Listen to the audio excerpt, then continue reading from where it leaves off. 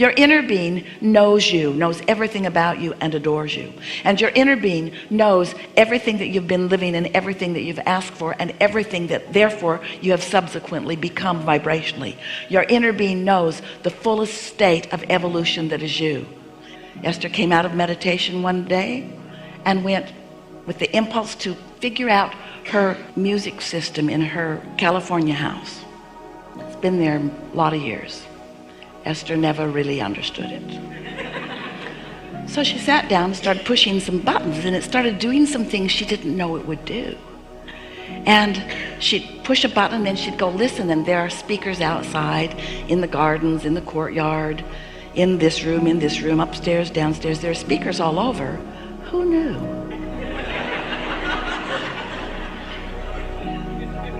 Her inner being knew. So now she finds this menu of music. So she's listening to this and listening to this and listening to this and listening to this and turning it up and listening to this and listening to this, and she found rap. She liked it. She's practicing her rap moves.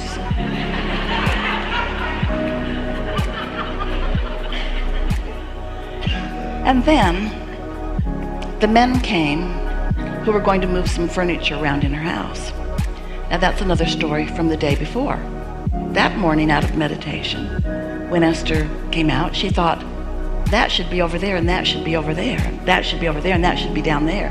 That should be down and that should be up and that should be over and that should be over there.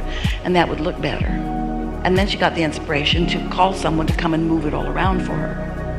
So now the men are here and they're moving things around and they're enjoying her beautiful space. And then they said, it's a beautiful day. Esther said, prettiest place on earth. And then one of them said, but I'm moving back to Alabama. And Esther said, have you lost your mind? And he said, I'm a rapper. And I have some things going on there. And Esther said, I'll be right back. She went in and pushed her buttons, pushed the buttons in all the gardens, all around everywhere. And this rap music comes on. And he said, what do you do?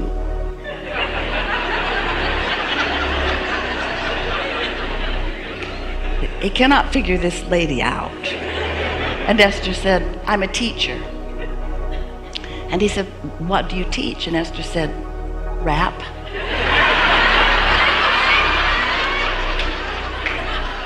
Well, it sort of is. It's streaming. And it could be rhyming if it mattered. Don't you think that's a wonderful thing? Don't you think that it is a wonderful thing that your inner being knows where you are in relationship to everything that you want, and knows where everyone else is in relationship to what they want, and knows how you can be paired together or clustered together in order to fulfill each other? And can't you imagine a wonderful world where more and more of you are in the receptive mode, so that your inner beings are guiding you to the thoughts and the actions that bring the upliftment that you are born to, because you are meant to be satisfied. But we want you to understand that satisfaction comes from one place and one place only. When life causes you to expand, and so you've got this vibrational calling where, think about it, this vibrational reality, law of attraction is responding to it too.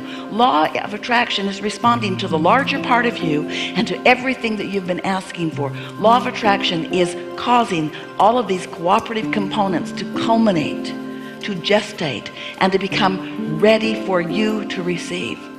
So step one is life causes you to ask. And step two is it is being gathered together in this vortex of creation, and their inner being is there answering everything that you want. And step three is you've got to get into the receiving mode.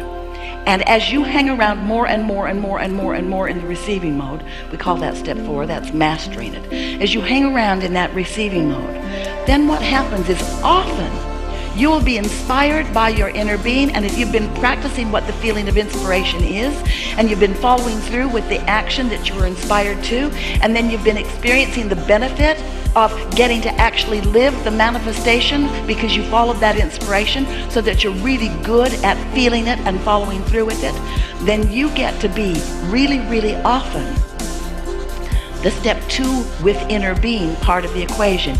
You get to be standing at the right time, in the right place, in front of someone who is young or old and wanting to understand how this all fits together, who has a career ahead of him that he's excited about, but he does not know what he's doing.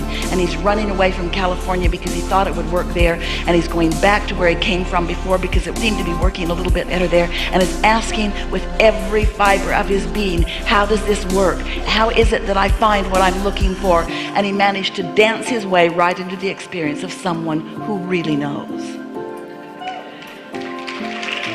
And how did that come about? How did that come about? Esther got an idea to move furniture around. Do you know furniture looks pretty good wherever it is? It didn't need to be moved all around. It's been moved twice since then. It didn't need to be moved over there and over there and over there and over there. She didn't need somebody to move her furniture. The person who moves furniture wanted to know what Esther knows. And source energy knows where the question is and where the answer is and where the likelihood of the answer will be, and knows what your path of least resistance is. Source energy knows all of that, knows all of those components. How interesting it was that Esther was even inspired to find rap. Really?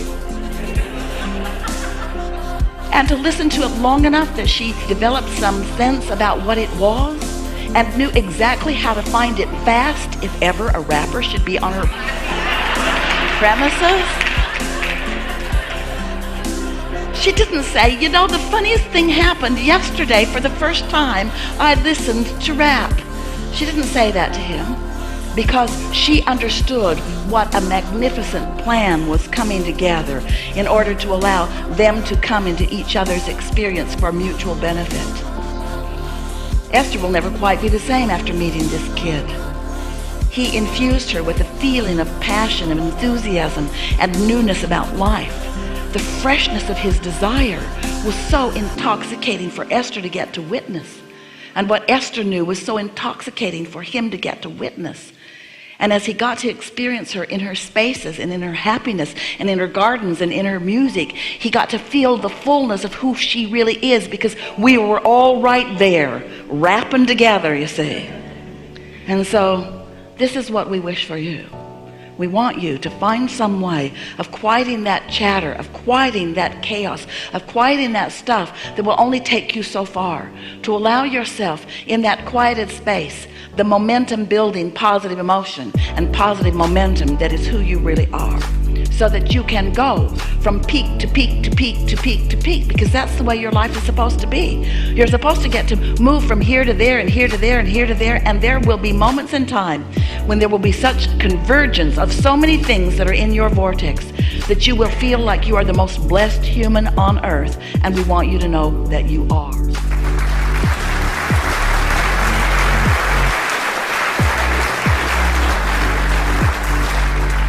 Kathy, a woman I just married 3 weeks ago, who seems to be unconsciously competent in always focusing on what she does want and not recognizing there may be obstacles. I've known her for years, and she wanted to get married in a fairy tale way, and I wanted to just elope. And having the financial means, I tried to lure her to Tahiti, no. Hawaii to elope, no. We'll go to Paris, very romantic, no. When she was about 8 years old, she'd seen that Richard Burton and Liz Taylor had married at the California Carmel Mission and had one of their receptions at Pebble Beach, and that was what she had in mind. And so I surrendered to her because I wanted it to be the greatest moment of her life. And so everything she wanted to happen seemed almost impossible, because it's very hard to get married at the Carmel Mission if you're not members, and we're not, and she managed to get that done. It's almost impossible to book the Pebble Beach function hall without 3 or 4 years in advance. She managed to find a space. Somebody dropped out in 6 months. The last thing she wanted was, from her movie star image of what she wanted, was somebody famous there. So I had planned to have George Michael, who's a singer, be the singer, and he'd be famous, and that would take care of that, and I could afford that, and I was going to do it. But he dropped out. So her perfect marriage would be perfect, except there wouldn't be someone famous there. So then it happened about 3 weeks ago, and everything was just as perfect as she wanted, except no one famous would be there. At the reception, and Phil, one of the participants, said to me, Bob, Oprah's here to see you. So I said, oh, get out of here, Phil. He said, no, I'm serious. Oprah's here to see you. And I said, well, no, she's not. And he said, yeah, she's here with... Who was she here with? She's here with Clint Eastwood. I mean, I've forgotten the... So I said, Phil, stop it. He says, no, and he grabbed me and pulled me around in the corner, and there's Oprah and Clint Eastwood. What had happened was, it was John Steinbeck's 100th or 150th anniversary, and they had brought Oprah down, and Clint used to be the mayor of Carmel, Monterey area, and they had him playing golf, and they got to the 18th hole, and they wanted to come into the 19th hole, which is the function hall, which I'd rented out so you couldn't come in. And when they asked to come in, of course, someone said, I'm sorry, there's a wedding, and Oprah said, oh my God, in her open spirit, could we come in and congratulate them? So I share that story because I absolutely am, totally convinced that the law of attraction does work. So that's what I wanted to share as a story. And there is more that we want to add to this, because we think that it is really worth pointing out that your dear mate was able to maintain her vibration of expectancy, even with someone up close to her like you saying, that is not possible, that is not possible, that is not possible. In other words, it really is a very powerful story that lets everyone understand that it does not matter what anybody else thinks. In other words, her creation is her creation, and everybody else is just playing along with it. But you get everything that you want, provided you are in alignment with it. And you've got to think about it. This one had set this into motion since she was 8 years old. In other words, the universe was very willing and able to comply point by point by point to anything that any of you are wanting. And it doesn't take that many years since you are 8 years old. It just takes having beat more of the drum of what you are wanting and less of the drum of your pessimism about it. In other words, when you want something, this is what determination is. This is what setting your own track is. This is what telling the universe. This falls into the category of making a decision and then making the decision right, because there is nothing that you cannot achieve. And the universe has, for everything that you want, the universe lines up thousands of paths of least resistance in order to assist you in accommodating it. In other words, and doesn't it make you want to add even more details that would please you to everything?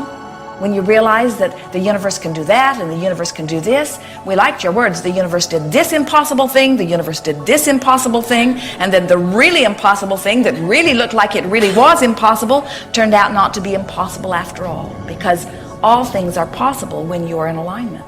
Yes. Thank you. We think it is particularly interesting that Oprah was the one that showed up, because she hears our tapes and she understands the law of attraction.